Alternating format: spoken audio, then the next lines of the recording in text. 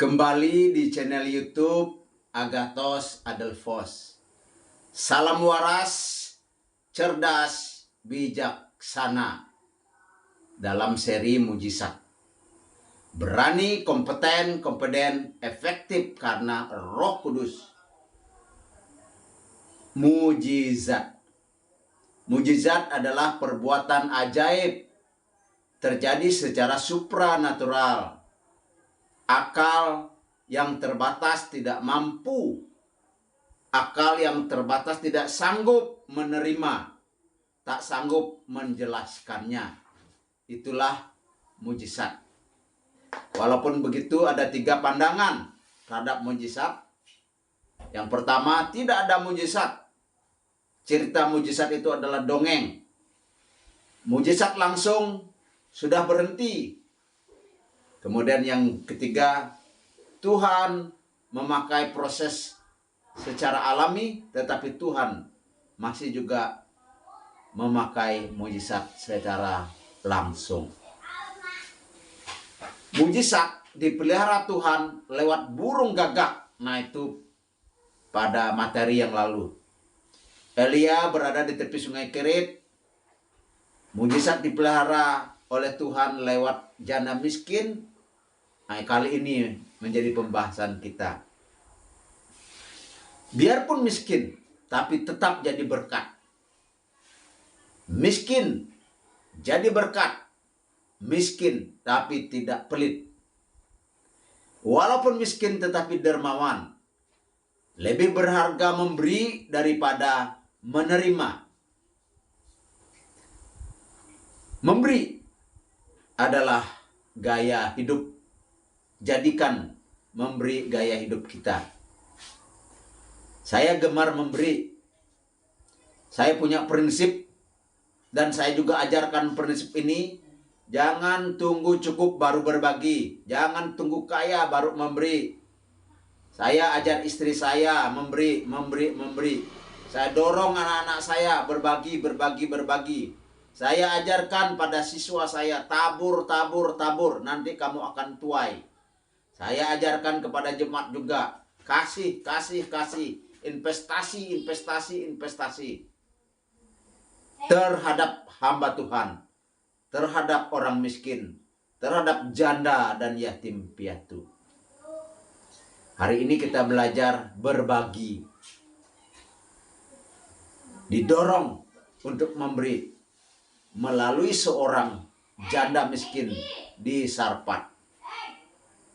Ada yang menyebarkan harta, bertambah kaya, tak kekurangan. Ada yang berhemat secara luar biasa, tetapi tetap kekurangan, selalu kekurangan. Amsal 11 ayat 24. Nats kita ambil dari 1 Raja-Raja pasal 17 ayat 8 sampai ayat 16. Maka datanglah firman Tuhan kepada Elia.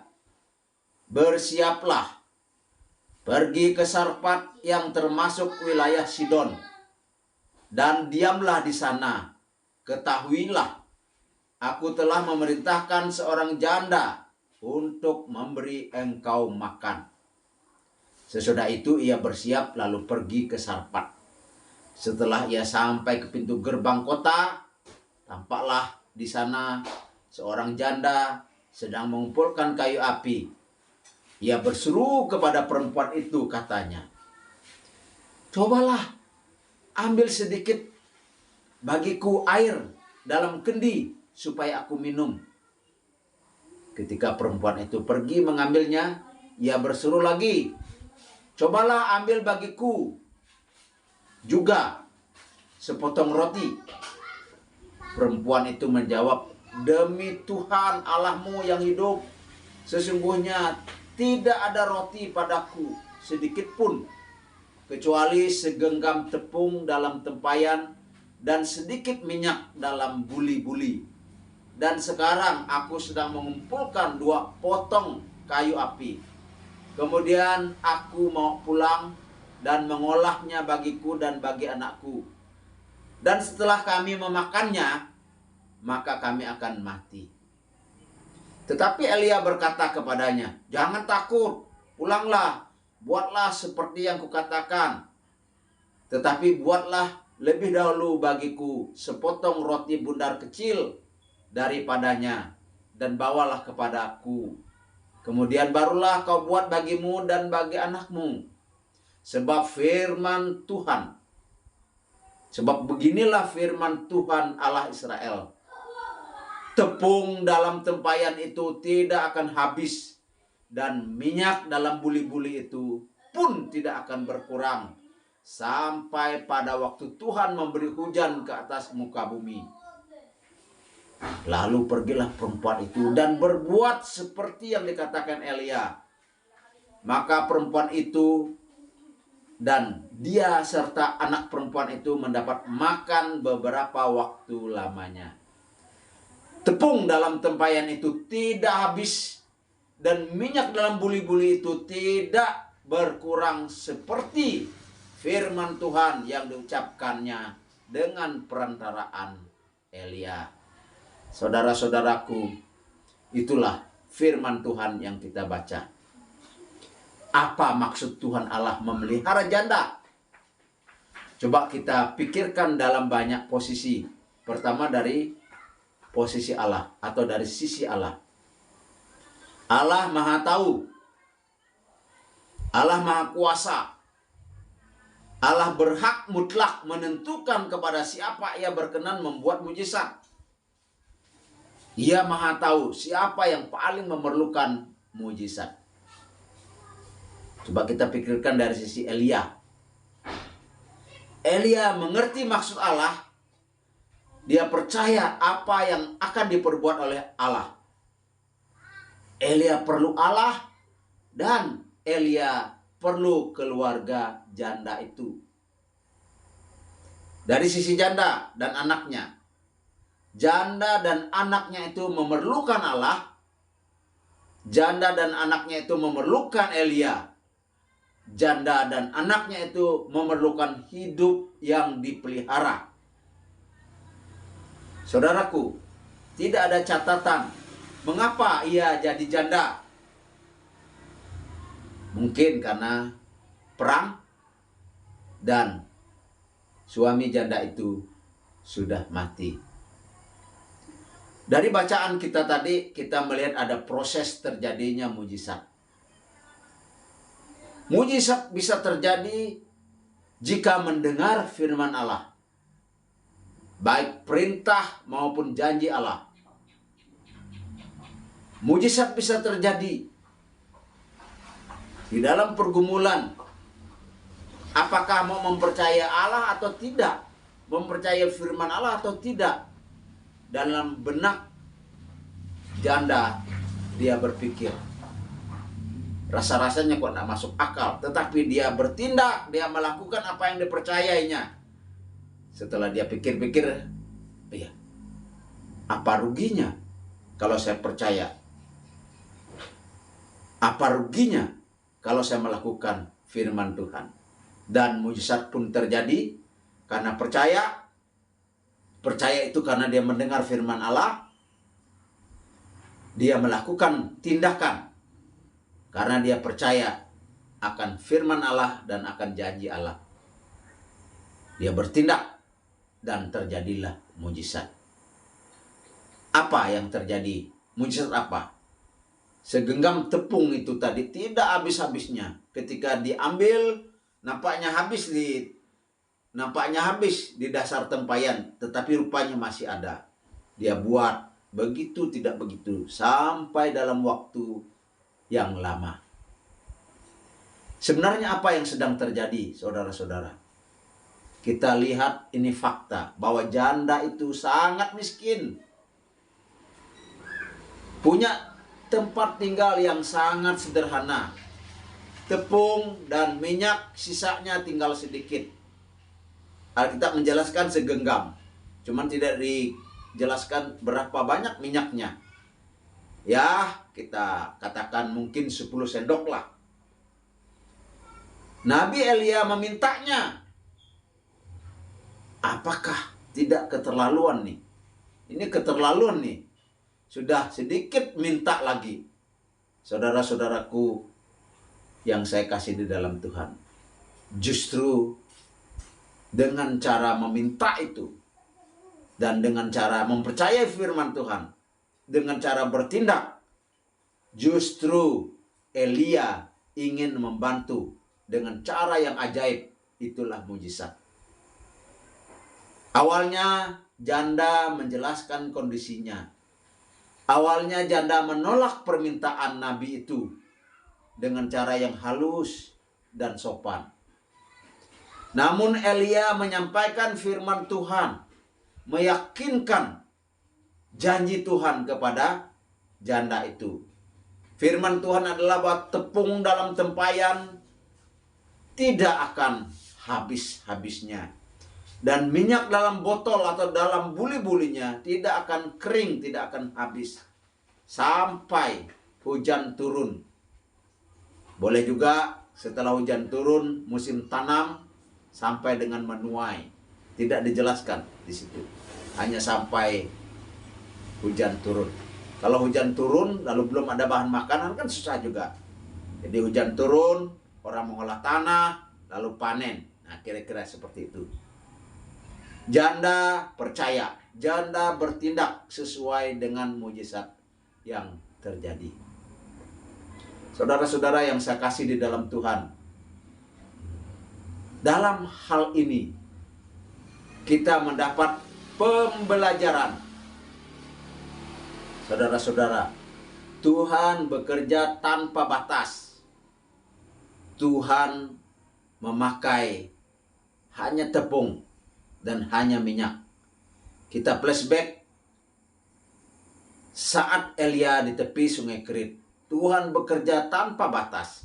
Tuhan pakai burung gagak. Sekarang ia pakai janda. Ia juga pakai siapapun yang mencari Tuhan. Dan pakai siapapun yang mau dipakai oleh Tuhan. Keadaan itu memang sangat miskin. Keadaan sangat miskin bukanlah alasan untuk tidak berbuat sesuatu. Baik terhadap Tuhan, baik terhadap hamba Tuhan, baik terhadap sesama manusia. Tepung dan minyak, sisanya tinggal sedikit. Prinsipnya masih ada. Apa yang ada, masih ada. Apa yang ada, dan apa yang ada ini bisa dipakai untuk pelayanan. Jadi apa yang ada pada saudara bisa dipakai untuk pelayanan. Rumah, kalau di tempat pelayanan saya dulu, rumah-rumah sebelum adanya berdiri gedung ibadah. Apalagi kalau gedung ibadah itu susah izinnya, maka rumah dapat dipakai. Fasilitas yang ada dapat dipakai untuk melayani. Saudaraku, makanan pun bisa dipakai untuk melayani. Cerita ilustrasi. Ada bos memiliki 70 mobil bis. Kemudian ada panitia pembangunan gedung gereja. Minta kepada bos yang punya mobil nih. Dan bos itu kasih kepada panitia itu 500.000 rupiah. Lalu telepon berdering. Lalu berubah. Dia minta yang 500.000 rupiah. Karena dia mendengar ada kecelakaan. Salah satu bisnya kecelakaan. Lalu panitia itu bilang, ya kami mengerti. Kami mohon maaf sudah merepotkan Bapak. Tetapi sebaliknya, bos itu tadi memberi 10 juta kepada panitia itu. Jadi 500.000 dimintanya. Lalu ada kecelakaan mobilnya, ada telepon masuk. Dia merasa bahwa Tuhan menegur dia. Kok hanya kasih 500.000? Lalu dia mengubah keputusannya. Dari 500.000 dia kasih 10 juta. Berarti 20 kali lipat dia mengubah keputusannya. Memberi tidak pernah rugi. Memberi berarti kita sedang menabur. kita sedang berinvestasi. Apa yang harus kita lakukan? Siapapun Anda, baik yang berkecukupan atau yang merasa kekurangan, jangan pelit. Jangan tutup mata terhadap kesusahan orang lain. Jangan tutup mata terhadap hamba Tuhan. Jangan tutup mata terhadap pelayanan. Jangan tutup mata terhadap orang susah sesama kita. Jika diperlukan, berilah, berilah, berilah. Contoh janda tadi. Tuhan tidak tidur. Tuhan pasti membalas, baik di bumi ini maupun di surga nanti. Orang Kristen dipelihara Tuhan. Dipelihara tubuh, dipelihara jiwa, dipelihara rohnya. Dan orang percaya tidak akan kekurangan. Selalu berkecukupan. Karena Tuhan adalah sumber pertolongan. Bersama Tuhan, Tuhan tidak pernah terlambat. Mazmur 23 ayat 1. Tuhan adalah gembalaku, takkan kekurangan aku. Saudara-saudara, saat wabah pandemik virus COVID-19 dulunya, itu adalah momen untuk kita berbagi, saling memperhatikan, dan itu sudah lewat. Banyak orang yang menolong orang lain. Puji Tuhan. Ada di grup WhatsApp alumni 86 STI Yogyakarta. Jika ada anggotanya yang tertimpa musibah, grup ini mengeluarkan yang tertimpa itu. Kemudian mereka berdonasi. Setelah dikumpulkan, diserahkan lewat rekeningnya. Dan itu bukan terjadi sekali. Itu sudah 10 kali lebih itu terjadi terhadap teman-teman. Ada yang berduka, kita bersama-sama berdonasi. Salah satu anggota dari WA Group STI Yogyakarta 86 adalah saya. Saudaraku yang saya kasihi, marilah kita terus berbagi, melakukan aksi tugas gereja diakonia, memberi santunan, memberi apa yang ada pada kita. Dan ada juga yang relakan semua THR-nya untuk berbagi ke panti dan mendukung pengadaan APD di suatu rumah sakit. Janda di Sarfat mengutamakan Nabi Elia. Sebagai wujud, ia mengutamakan Tuhan. Jadi kalau dia mengutamakan Elia, itu artinya dia mengutamakan Tuhan. Mujizatnya, tepung yang di tempayan tidak pernah habis, dan minyak dalam botol atau buli-buli tidak pernah kering selama musim kemarau sampai ada. Selalu ada tersedia makanan yang mereka perlukan. Sampai nanti ada penggantinya yang baru. Rick Warren dalam video di YouTube, dia memberi atau mendonasikan dari hasil penjualan bukunya yang laris luar biasa.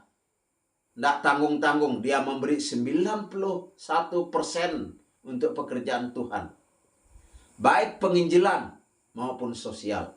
Dan hanya memakai 9% untuk hidupnya yang sederhana. Saudaraku, dia memakai celana hanya mungkin 3 pasang, baju hanya 3 pasang, sepatu sendal yang sederhana. Ada yang menyebarkan harta bertambah kaya, tidak kekurangan. Ada yang berhemat secara luar biasa, tetapi tetap kekurangan, bahkan selalu kekurangan. Amsal 11 ayat 24. Lebih berbahagia memberi daripada menerima. Jadikan memberi gaya hidup kita. Hiduplah sederhana, yaitu suka berbagi. Ora et labora, berdoa dan bekerja, percayalah mujizat masih ada. Setidak-tidaknya Tuhan masih dengar doa kita. Tuhan bekerja baik langsung maupun lewat proses. Itu mujizat terjadi. In God we trust. Without God we are nothing. With God we can do anything. Be wise, be smart. Kembangkan potensi Anda. Kelola potensi Anda. Abaikan ejekan, hinaan. Setiap orang yang percaya, bahkan di luar orang yang percaya, Tuhan pelihara. Salam waras, cerdas, bijaksana. Terima kasih sudah menonton. Semoga menjadi berkat. Jika jadi berkat dan jika berkenan, silakan subscribe, like, dan share. Dan nantikanlah seri berikutnya. Jika mau mendukung program ini, kami silakan saudara-saudara berdonasi. Silakan menabur lewat rekening Bank Rakyat Indonesia. Nomor rekeningnya atas nama Najarudin. Nomor rekeningnya 0567 0100 5100 506. Sekali lagi, Bank Rakyat Indonesia, nomor rekening atas nama Najarudin 0567 0100 5100 506. I love you very much. Dari Pendeta Najarudin. Terima kasih. Puji Tuhan atas apa yang sudah kita buat di dalam Tuhan.